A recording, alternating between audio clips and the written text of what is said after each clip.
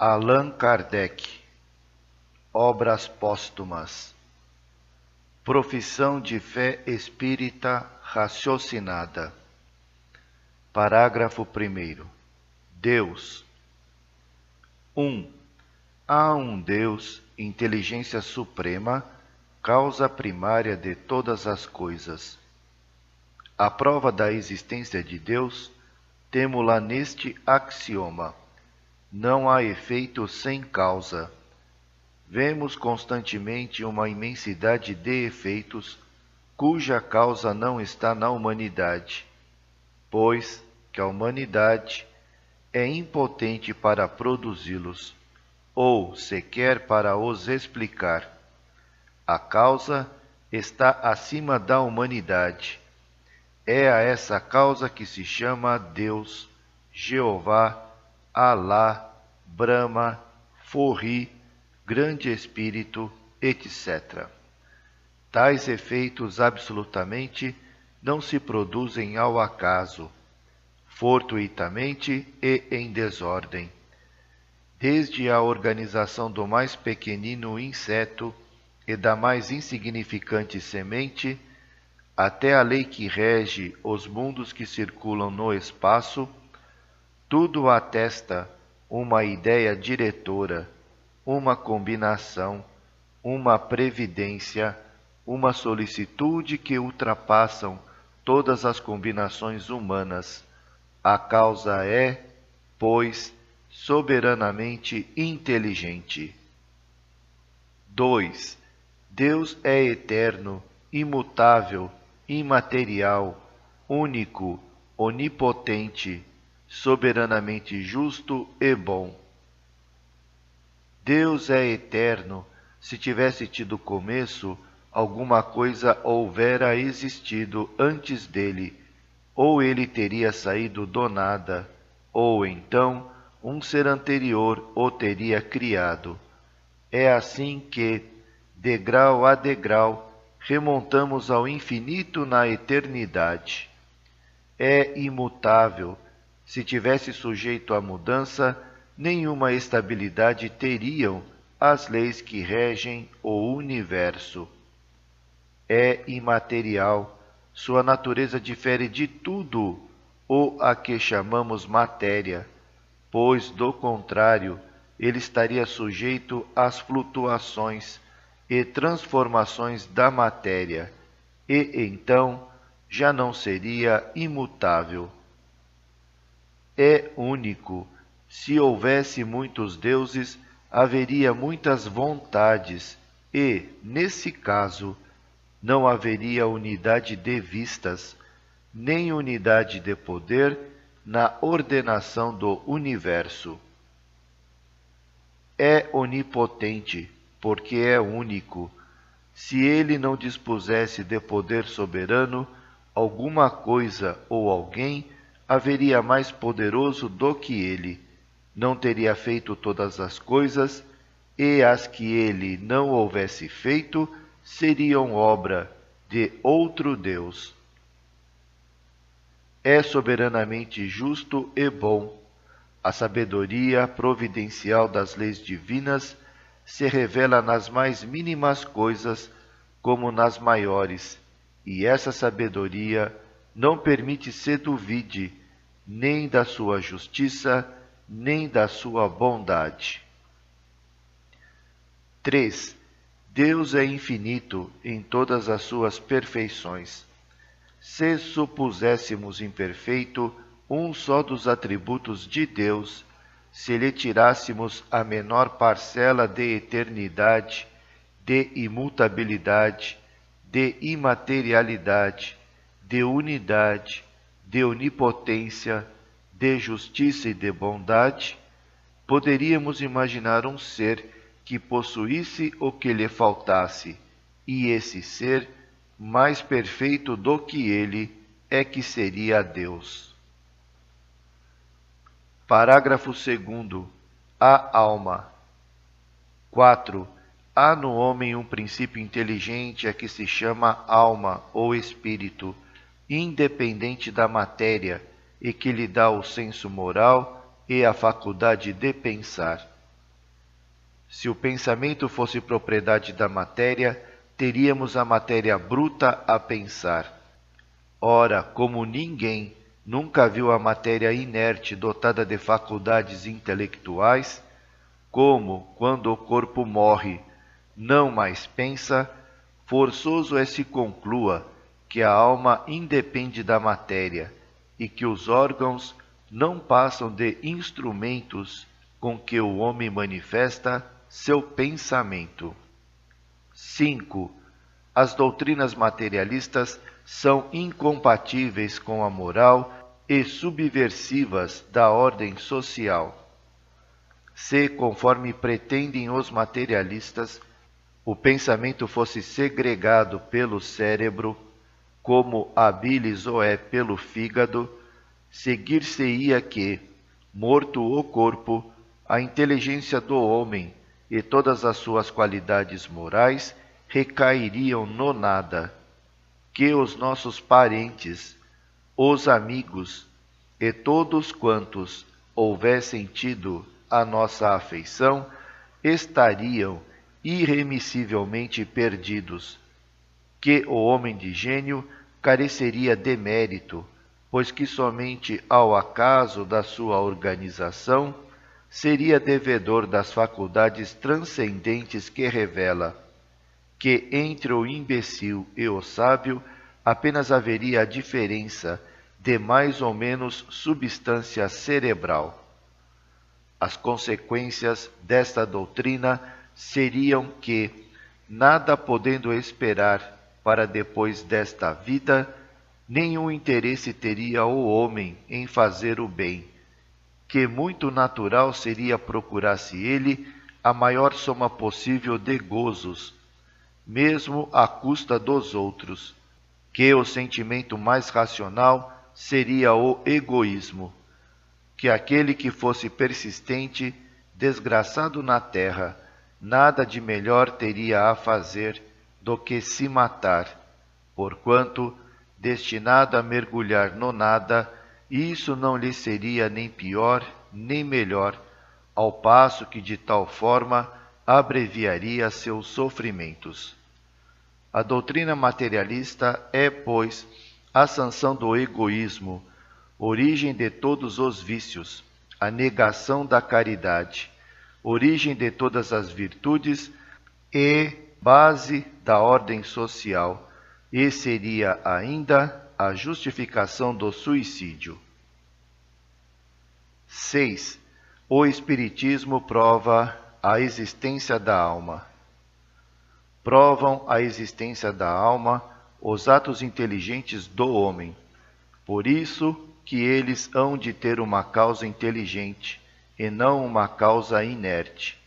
Que ela independe da matéria está demonstrado, de modo patente pelos fenômenos espíritas, que a mostram agindo por si mesma, e o está, sobretudo, pelo seu insulamento durante a vida, o que lhe permite manifestar-se, pensar e agir sem o corpo. Pode-se dizer que, se a química separou os elementos da água, se, dessa maneira, pôs a descoberto as propriedades desses elementos, e se pôde, à sua vontade, fazer e desfazer um corpo composto, o Espiritismo, igualmente, pode isolar os dois elementos constitutivos do homem, o espírito e a matéria, a alma e o corpo, separá-los e reuni-los à vontade, o que não deixa dúvida sobre a independência de uma e outro. 7. A alma do homem sobrevive ao corpo e conserva sua individualidade após a morte deste. Se a alma não sobrevivesse ao corpo, o homem só teria por perspectiva o nada, do mesmo modo que se a faculdade de pensar fosse produto da matéria. Se não conservasse a sua individualidade, isto é, se dissolvesse no reservatório comum chamado grande todo, como as gotas d'água no oceano, seria igualmente para o homem o nada do pensamento, e as consequências seriam absolutamente as mesmas que se não houvesse alma. A sobrevivência desta à morte do corpo está provada de maneira irrecusável e até certo ponto palpável pelas comunicações espíritas. Sua individualidade é demonstrada pelo caráter e pelas qualidades peculiares a cada um. Essas qualidades que distinguem umas das outras as almas, lhes constituem a personalidade. Se as almas se confundissem num todo comum, uniformes seriam as suas qualidades. Além dessas provas inteligentes, há também a prova material das manifestações visuais ou aparições, tão frequentes e autênticas que não é lícito pô-las em dúvida. 8. A alma do homem é ditosa ou desgraçada depois da morte, conforme haja feito o bem ou o mal durante a vida. Em se admitindo um Deus soberanamente justo, não se pode admitir que as almas tenham todas a mesma sorte. Se a posição futura do criminoso houvesse de ser a mesma que a do homem virtuoso, excluída estaria toda a utilidade da prática do bem. Ora, supor que Deus não faz diferença entre o que pratica o bem e o que pratica o mal, fora negar-lhe a justiça. Nem sempre recebendo punição o mal e recompensa o bem durante a vida terrena, deve-se concluir daí que a justiça será feita depois, sem o que Deus não seria justo. As penas e os gozos futuros estão, ao demais, provados pelas comunicações que os homens podem estabelecer com as almas dos que aqui viveram e que vêm descrever o estado em que se encontram, ditoso ou infeliz, a natureza de suas alegrias ou de seus sofrimentos e enumerar-lhes as causas. 9. Deus, alma, sobrevivência e individualidade da alma após a morte do corpo, penas e recompensas futuras constituem os princípios fundamentais de todas as religiões. O Espiritismo junta as provas morais desses princípios às provas materiais dos fatos e da experimentação e corta cerce os sofismas do materialismo. Em presença dos fatos, cessa toda a razão de ser da incredulidade. É assim que o Espiritismo restitui a fé aos que a tenham perdido e dissipa as dúvidas dos incrédulos. Parágrafo 3º. Criação. 10. Deus é o Criador de todas as coisas. Esta proposição é corolário da prova da existência de Deus. Abre parênteses, número 1, fecha parênteses. 11. O princípio das coisas reside nos arcanos de Deus. Tudo diz que Deus é o autor de todas as coisas, mas como e quando as criou Ele? A matéria existe como Ele de toda a eternidade? Ignoramo-lo acerca de tudo o que Ele não julgou conveniente revelar-nos. Apenas se podem erguer sistemas mais ou menos prováveis. Dos efeitos que observamos, podemos remontar a algumas causas. Há, porém, um limite que não nos é possível transpor. Querer ir além é, simultaneamente, perder tempo e cair em erro. 12. O homem tem por guia na pesquisa do desconhecido os atributos de Deus. Para a investigação dos mistérios que nos é permitido sondar por meio do raciocínio, há um critério certo, um guia infalível, os atributos de Deus.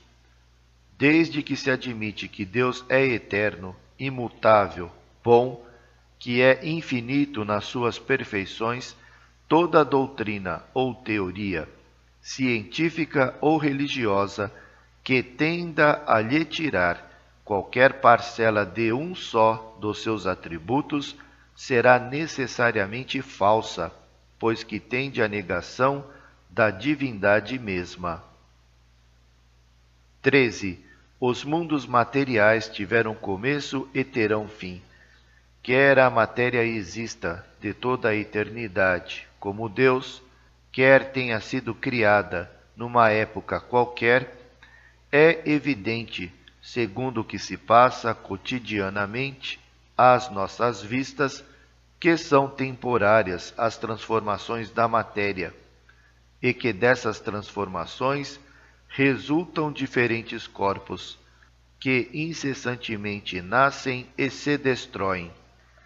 Como produtos que são da aglomeração e da transformação da matéria, os diversos mundos hão de ter tido, como todos os corpos materiais, começo e terão fim, na conformidade de leis que desconhecemos. Pode a ciência, até certo ponto, formular as leis que lhes presidiram a formação e remontar ao estado primitivo deles. Toda teoria filosófica em contradição com os fatos que a ciência comprova é necessariamente falsa, a menos que prove estar em erro a ciência. 14. Criando os mundos materiais, também criou Deus seres inteligentes, a que damos o nome de espíritos. 15. Desconhecemos a origem e o modo da criação dos espíritos. Apenas sabemos que eles são criados simples e ignorantes, isto é, sem ciência e sem conhecimento do bem e do mal, porém perfectíveis e com igual aptidão para tudo adquirirem e tudo conhecerem com o tempo. A princípio, eles se encontram numa espécie de infância, carentes de vontade própria e sem consciência perfeita de sua existência. 16. À medida que o espírito se distancia do ponto de partida, desenvolvem-se-lhe as ideias, como na criança, e com as ideias o livre-arbítrio, isto é, a liberdade de fazer ou não fazer, de seguir este ou aquele caminho para seu adiantamento, o que é um dos atributos essenciais do espírito. 17. O objetivo final de todos os espíritos consiste em alcançar a perfeição de que é suscetível a criatura. O resultado dessa perfeição está no gozo da suprema felicidade, que lhe é consequente, e a que chegam mais ou menos rapidamente, conforme o uso que fazem do livre-arbítrio. 18.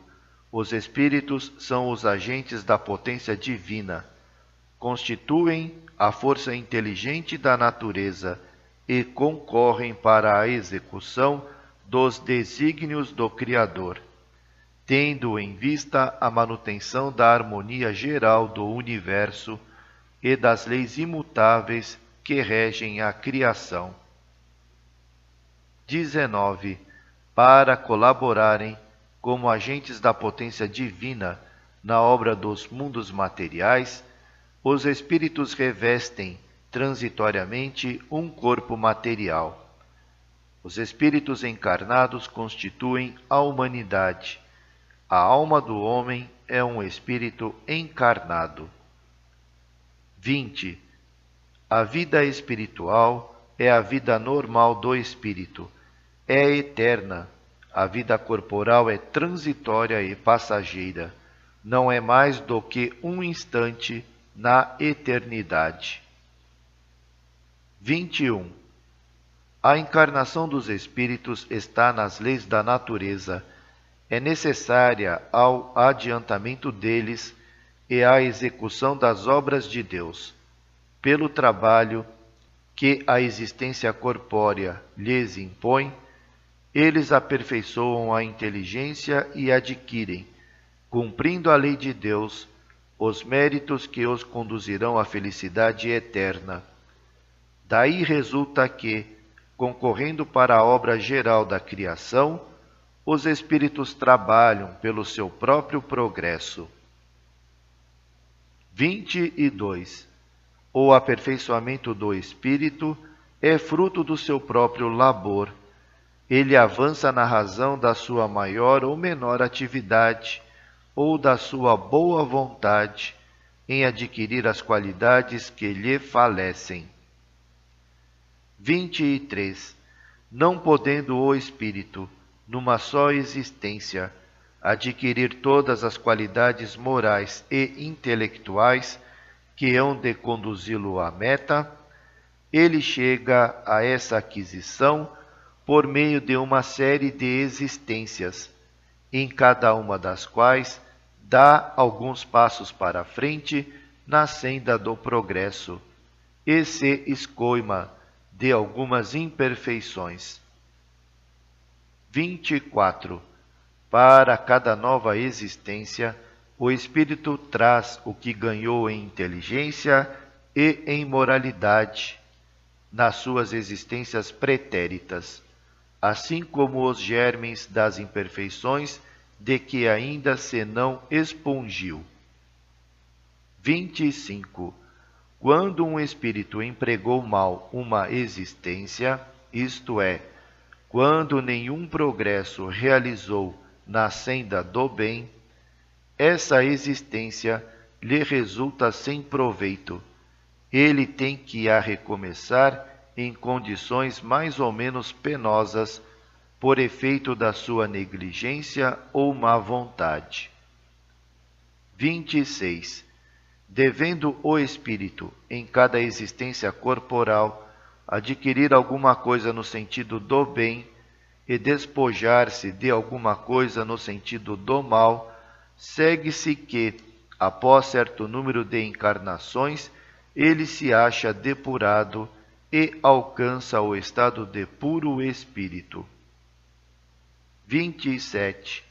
É indeterminado o número das existências corpóreas. Depende da vontade do espírito reduzir esse número, trabalhando ativamente pelo seu progresso moral. 28. No intervalo das existências corpóreas, o espírito é errante e vive a vida espiritual. A erraticidade carece de duração determinada. 29. Quando, num mundo, os espíritos têm realizado a soma de progresso que o estado desse mundo lhe faculta efetuar, deixam-no e passam a encarnar noutro mais adiantado, onde entesouram novos conhecimentos e assim por diante, até que, de nenhuma utilidade mais lhe sendo a encarnação em corpos materiais, entram a viver exclusivamente a vida espiritual, em que também progridem noutro sentido e por outros meios, galgando o ponto culminante do progresso, gozam da felicidade suprema, admitidos nos conselhos do Onipotente, identificam-se com o pensamento deste e se tornam seus mensageiros, seus ministros diretos para o governo dos mundos, tendo sob suas ordens os outros espíritos, ainda em diferentes graus de adiantamento.